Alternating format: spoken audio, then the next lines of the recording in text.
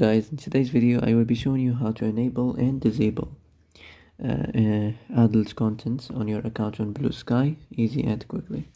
So first of all, enter this application, then go to these three lines up here and go to the settings. Now as you see here, you will find moderation.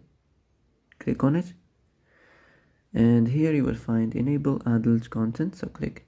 So when you enable the adult content, you can add you can manage it as you like, show or warn or hide, sexually suggestive, graphic media, as you like, and that's it. So that's it for today's video. I hope this is the answer you've been looking for. If you like this video, don't forget to like and subscribe, and that's it.